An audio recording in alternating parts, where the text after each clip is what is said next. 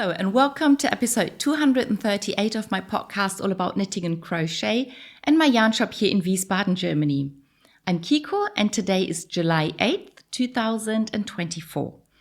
Today I'm wearing two crochet pieces. I don't think that happens very often, but today it just happened that I picked those two things. And the sort of cardigan shawl mix thing that I'm wearing, I should show it the way I'm wearing it right now, is another granny square project of mine. And this is what it looks like from the back. And it's sort of like the square shrug cardigan thing that I wore 2 weeks ago, which was knit and it was sewn together. So to form the armhole, and then I can wear it like this. But with this square, I didn't sew it together, but I sewed on a few buttons so that I can button it up to be a shrug like that. But once I open the buttons, I can actually wear it. I can use it as a blanket if I wanted to, or I can use it as a shawl. So just let me quickly undo the buttons. It's only 3 buttons on each side. And now it's a square. And the way I crocheted this square is I used all the colors that I had at that point from the Catania by Schachenmeier, and I crocheted 1 round per color. So this was definitely not a spiral square because I changed color every round. Sometimes it sort of looks as if it was several rounds because some colors are quite close and very similar, but I actually did change every round.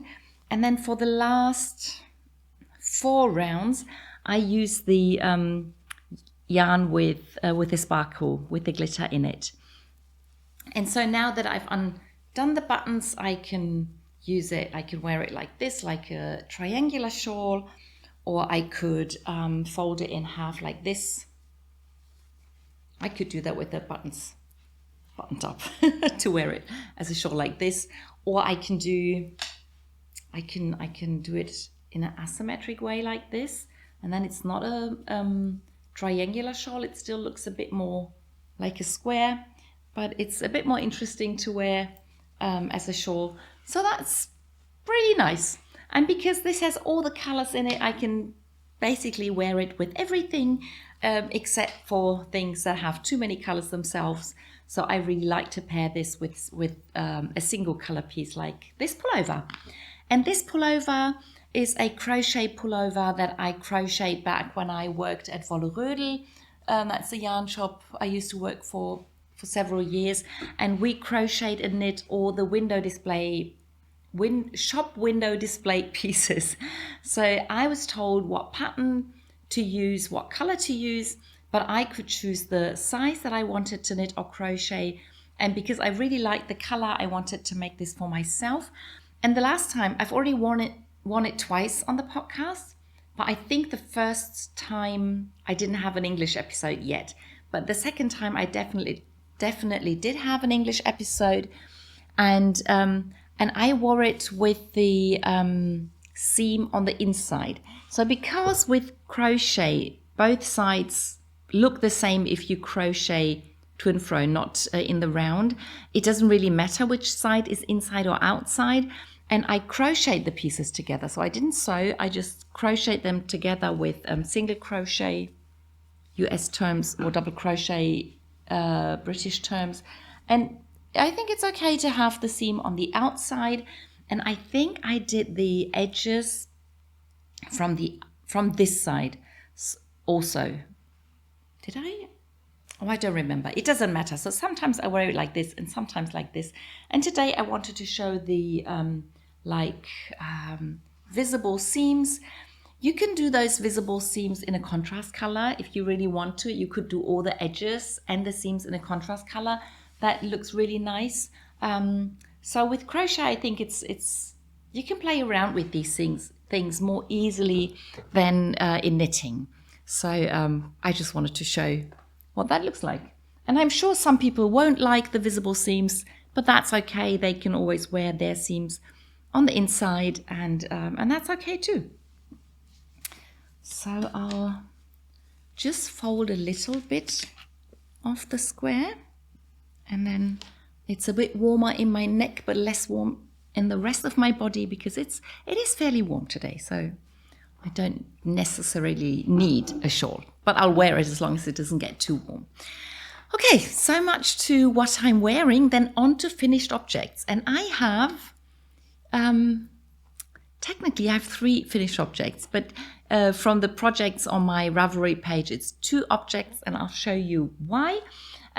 The oldest project that got finished is my purple cardigan knit out of the brushed alpaca by Hansa Farm. And it's so soft and it's quite light. I used the yarn held double. I knit with an 8mm needle and I knit from that beautiful book with the Swedish cardigans that I forgot to put here.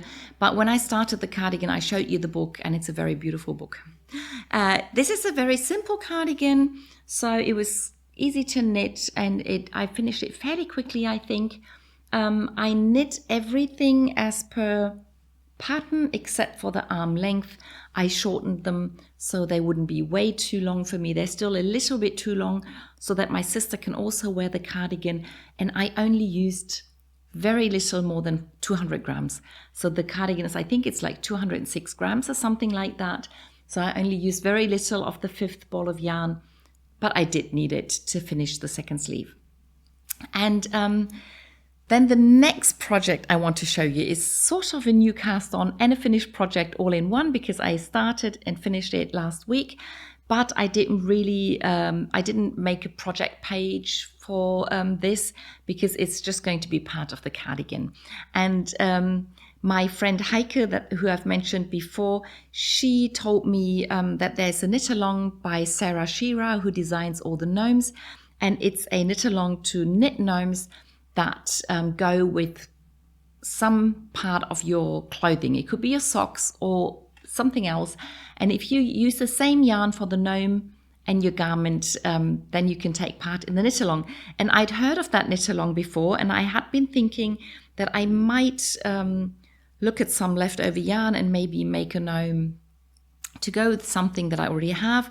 But then Heike said, oh, you need to make a gnome that goes with your cardigan because you've just finished it and it'd be so fun to have a gnome matching that cardigan. And I thought, well, it's actually be quite interesting to knit a gnome out of brushed alpaca. Haven't done that before. I've used few different materials for gnomes so far, and I thought I'll just try and see what that looks like. So I was thinking about whether to use the purple yarn for the hat or the body, but I thought because this is a cardigan, it's something that I wear on my body, I wanted the body of the gnome to be the same yarn and the same color, and then I used the same yarn in the light pink for the hat and some leftover gray yarn that I had in the same yarn as the beard, nose and hand color, and I'm really happy.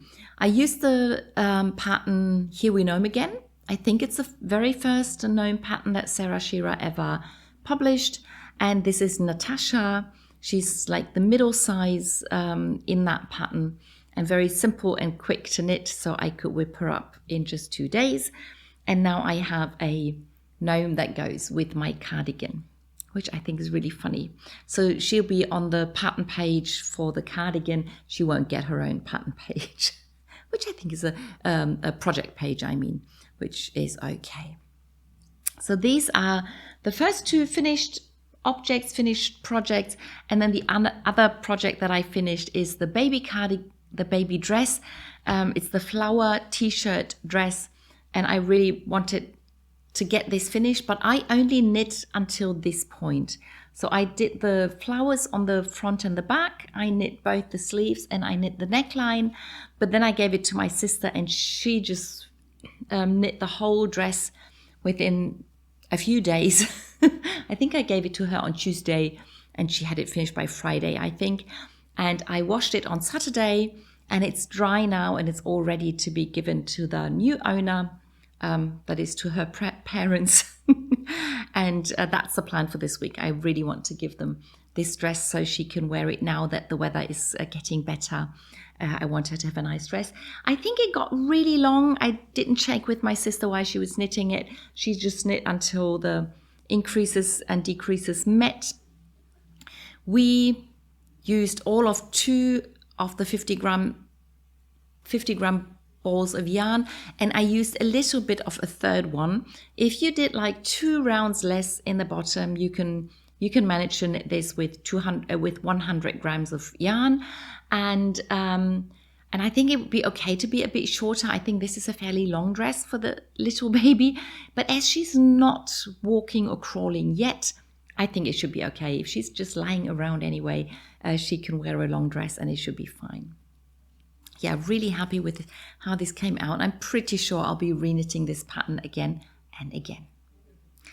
I used the Catania, same yarn that I used for this shawl, shrug thingy. The other times I knitted, I used the Millefilly, which is the cotton yarn that I used for this pullover. They are basically the same yarns, just from different companies. Okay, so that's all my finished objects for today. Then on to works in progress. As usual, I'll start with the socks. And this time I actually knit on the 2 Worlds socks that I'm knitting from the 3 Worlds pattern. And this is the first finished sock. And come on, what's happening here? This is the second sock. It's still fairly small, but the important thing is that I started the pattern. So I created all the leather back jacquard stitches, and I started knitting the pattern. And these are again, oops, I'm losing stitches here. I really should put a stopper in, because I'm knitting on 2.0 millimeter needles. That's something I hardly ever do, but because this sock has so many stitches, I thought I have to use the smallest needle I have to make sure it doesn't get too big. It's still fairly big, so this is fairly wide, but it's okay. So I'm again knitting trees. I'm not quite sure whether they are the same trees or not. I haven't checked that yet, but the fish is definitely going to be different. So I'm already using the other chart, because this is the fish's head, and with this sock I'm going to knit the body and the tail. Yeah, so still a lot of work to be done, but I'm in a good place. I've started, so now it's not too difficult to just pick it up and keep adding to it. Then the other pair I'm knitting are the Bigfoot socks, the size 48-49 socks that I am knitting for a friend's husband. And this was sock number 1, and he was happy with the overall size, but he didn't quite like the way the toe was shaped. He thought it was a bit tight. So last week I showed you the beginning of the second toe, and I did the decreases on the outside. But when I'd finished the toe, they were exactly the same shape. It was just that the decreases were on the outside, so the stitches here looked a bit different, but the size was exactly the same. So I was really frustrated. I took a photograph. I think I put it on the Ravelry page, but then I undid the toe, completely ripped it back, and then decided to do a different one. And now this is the different one, different toe. It also has the decreases on the left and on the right. I just show it to you on the sock blocker to show you that it's really big enough. But the difference is that instead of staggering the decreases with more rows in the beginning and fewer rows at the end, I decided to do a toe like this. I don't know what it's called. If you know what it's called in English, you can write it in the comments. I'd be really interested. This is I think the first toe that I learned to knit when I learned to knit socks as a teenager. I think I started knitting socks, and I don't really knit it very often because I'm not too fond of it. I don't really like the way it looks. I'm a bit too lazy to always do the Kitchener stitch, even though I can really do it without looking at any instructions. But I'm just a bit lazy, and I think the other one is easier to knit. But I know how to knit this, and I think the toe itself is wider than this one. And I know that my sister is a big friend of this toe. She likes it to be a bit wider. You all know that the star toe is my favorite toe. And now I'm pretty sure that he'll be happy with this toe because it doesn't end in a point like this one.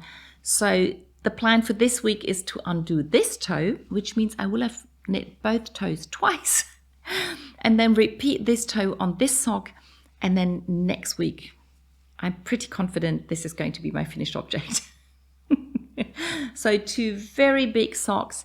I hope I'll bring the leftover yarn next week. I have some yarn left over of the main color because I knit the heel and toe in a different yarn. And then, yeah, I can tell you all about that next week when they're completely finished. That's all the socks I have on the go at the moment. I am planning several pairs of socks, so stay tuned. I'm very sure I'll have new socks on the needle next week. Question is whether it's going to be 1 pair or 2 pairs. So that's it for socks. Then I have the small project out of sock yarn. That was a new project last week, and that's the pattern battle.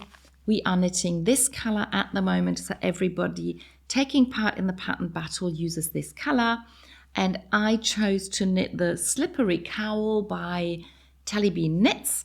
And I am almost finished with the middle bit of the cowl. So I think I put this in because this is 10 pattern repeats, and I calculated I need 12.5 pattern repeats. And then there's a bit of ribbing, and then this middle bit will be done. And then I can pick up stitches from one of the sides and knit 1/2 sideways this way. And then I'll repeat it on the other side, and then it'll be knit together in the back. And that's how this cowl is knit.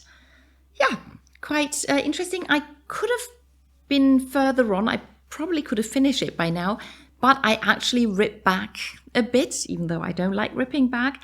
But I realized that last night that when I was knitting that the pattern didn't really work out. So I'm not looking at the pattern anymore. I know how to do it by heart, and I don't really count my stitches. I just follow the pattern from where the slip stitches are. But I realized that at the beginning and end of the rows and in the middle, it didn't really work out the way it used to. And then I realized that at one point I had knit 2 rows too many, and still slipping the stitches before I knit the slip stitches again. So I ripped back to that bit because it would have gotten everything, the number of rows wouldn't have been right, and this bit didn't look right, and it wasn't too much. I had to rip back maybe 12 rows or something like that. So I did that, and now all the slip stitches are supposed to be the same length and I can knit the appropriate number of rows. That's that. That brings us to the clothes, the garments. And I knit on all the garments that are for the top part of the body. I did not knit on the skirt. So the skirt always needs special attention, and I need to be in the right mood to knit that, and that just didn't happen last week. But I knit on the Lanatus pullover, and I have some good news.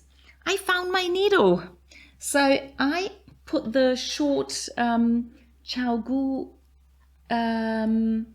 circular needle into the bag where I had the pullover, so I could use it to knit the sleeve, and then I couldn't find it anymore. And I actually continued knitting on the pullover last week, still using the double pointed needles, and it was only towards the end of the week that I grabbed this bag. That's not technically a project bag, it's just a little bag that I sometimes use as a project bag, and that's why I didn't check that one when I looked for the needle. And when I grabbed it to put something else in, I found the needle. So I've put the stitches of my sleeve onto the needle, and this week I can continue knitting the sleeve on this needle. Really happy about that. But even with the double pointed needles, I think I knit 3. Did I knit 3 of the patterns? I don't remember. But anyway, I'm now at the same point as the front and back. So it's the same pattern here, and now I'm in the process of repeating the pattern. So now I will knit this, and then this, and then this, and then this. And maybe it'd be really fun if I could finish the sleeve with this pattern, because that's the same pattern that I used to start the pullover. And it was also, no, it's just in the middle of everything. Yeah, but if I could finish on that pattern, it'd be quite nice.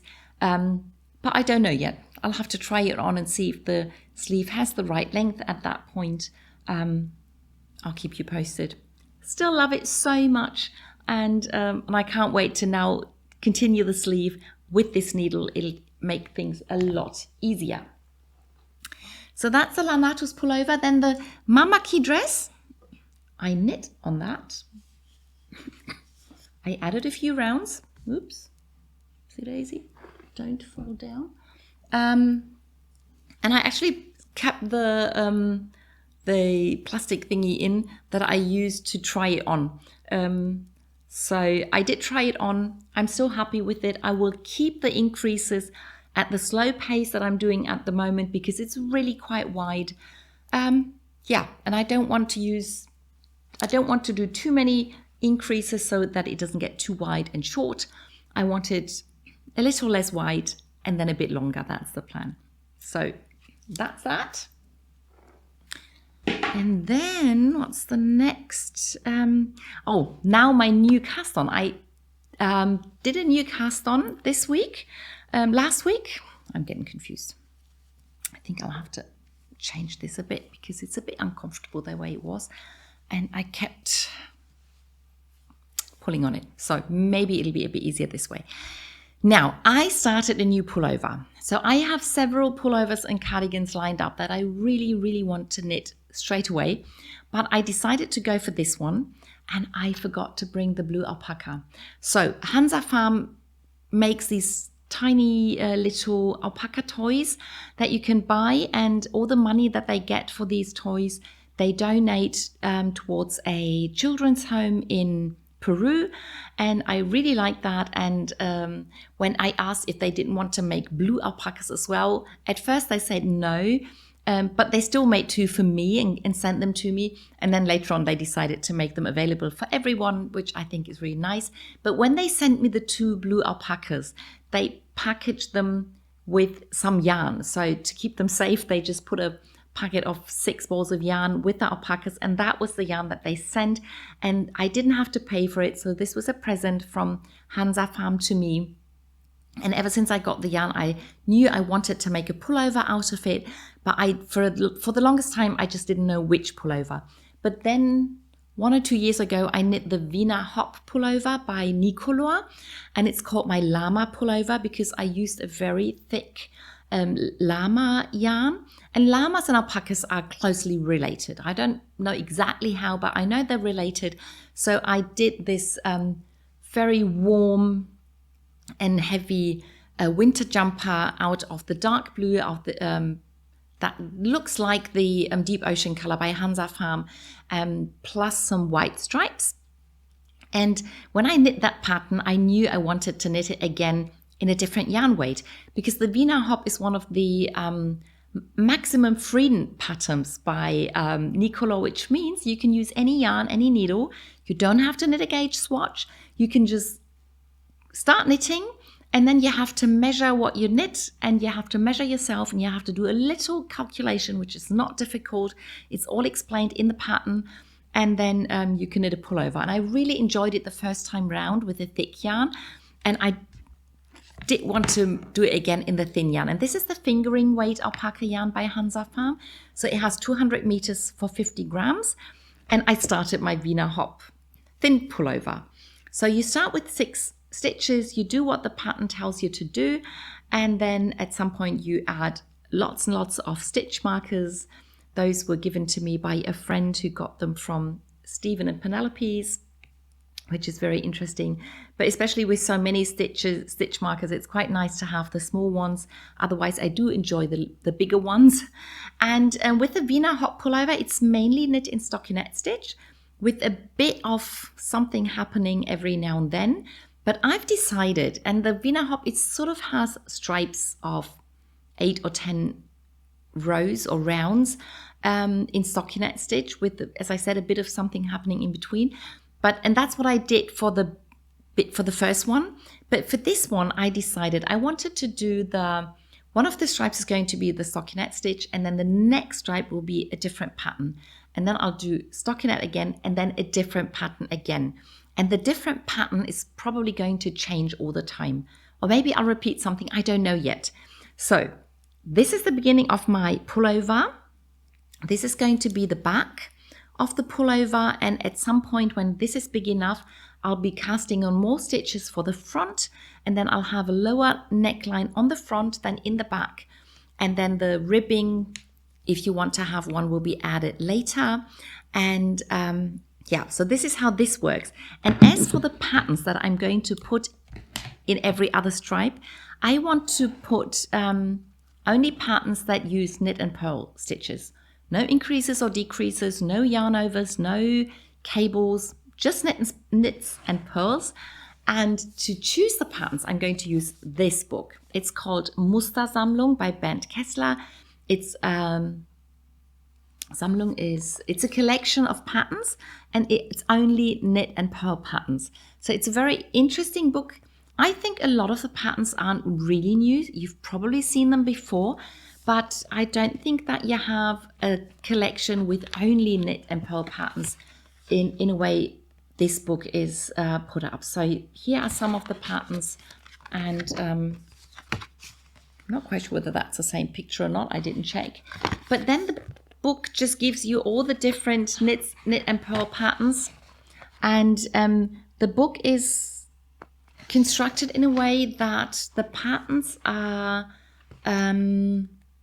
collected depending on how many rows you need for the pattern. So in the beginning you have the 1 to 2 row patterns, then 4 row patterns, 5 to 6 rows, and sometimes you have this symbol, and that means you can turn your swatch around and you have a nice pattern on one side and a different nice pattern on the other side.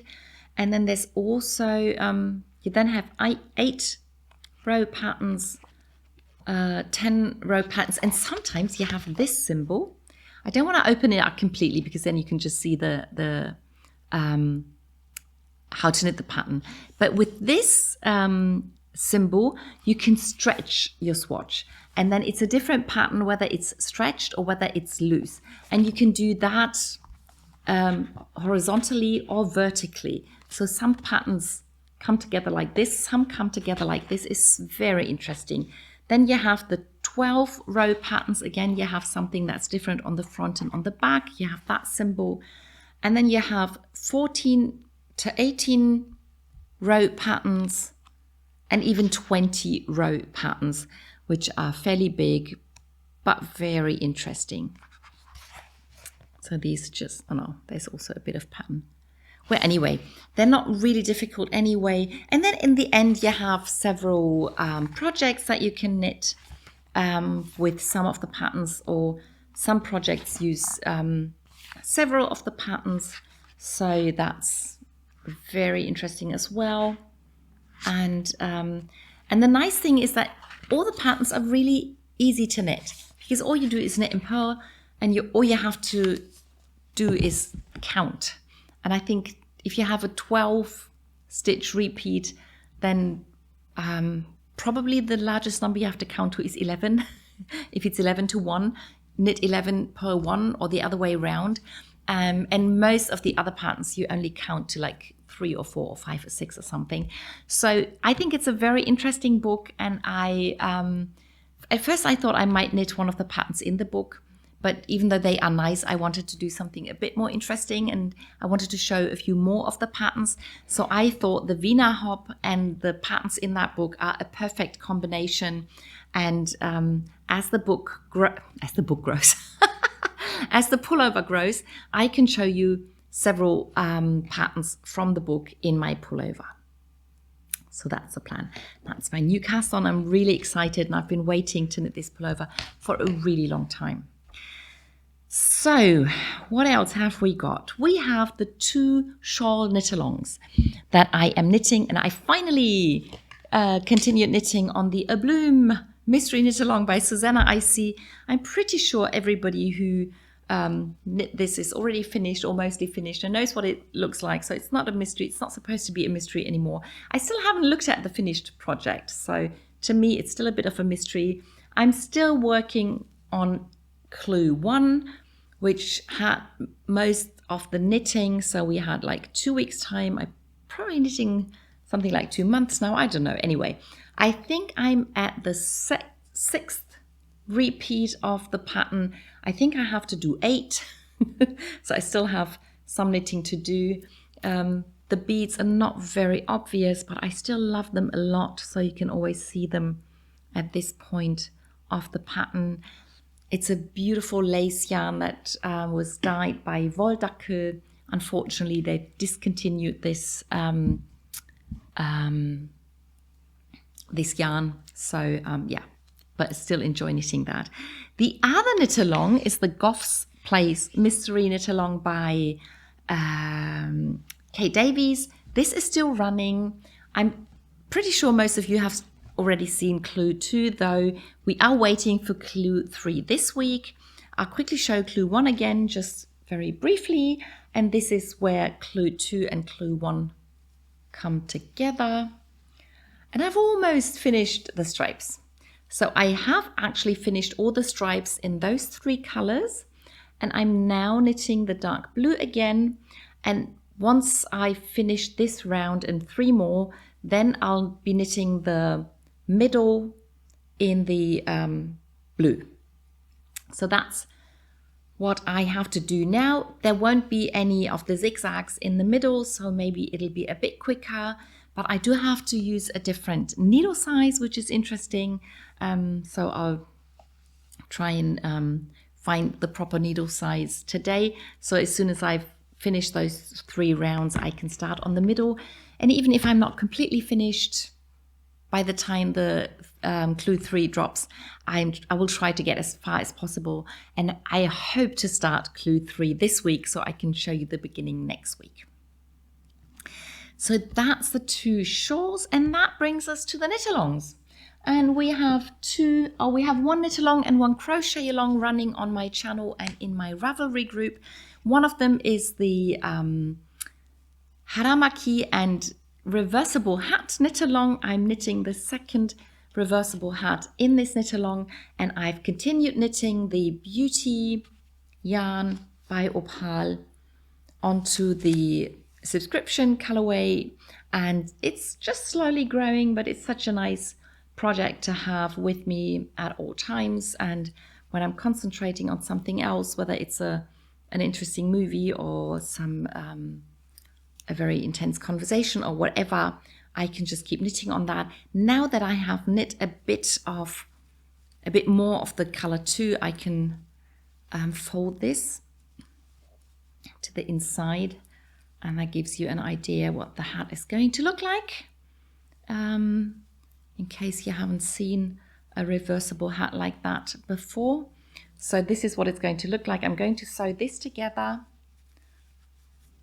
And then once I'm up here, I'm going to sew that together. So this is going to be the lower part of the hat, and I can wear it like this, hanging down, or I can fold the brim, and then I can show a bit of the first color, and then the rest will be in the second color, or the other way around. So it's going to be a really happy, colorful hat, and I'm looking forward to just knitting it and then one day wearing it. I'm not in a hurry with that, but it still grows fairly quickly, I feel. For the crochet along, I am crocheting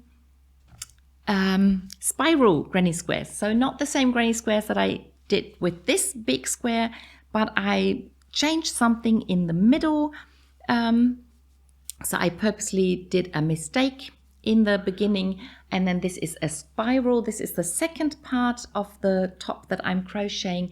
This is 150-gram ball of yarn, and the first part I'd shown you after I'd finished 2 balls of yarn, and now I've finished the third one.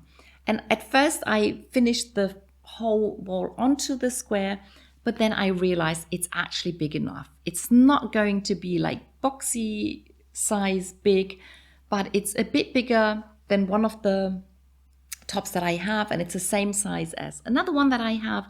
So I undid a little of what I did to make sure I end at the end of the round, which is a bit weird with a spiral, but I can see where I sort of did the hiccup at the beginning of the square, and this is where I like to end. Is it there or before? Anyway, it's depending on that.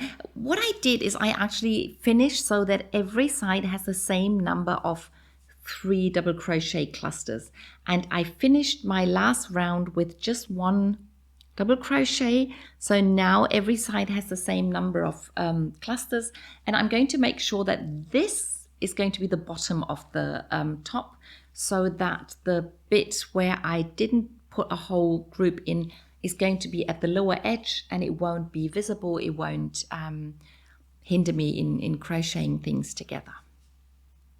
Yeah, so now that I've done that, I need to crochet 2 more balls of yarn onto this square, and then I can put them together, and then I'll have a colourful crochet top.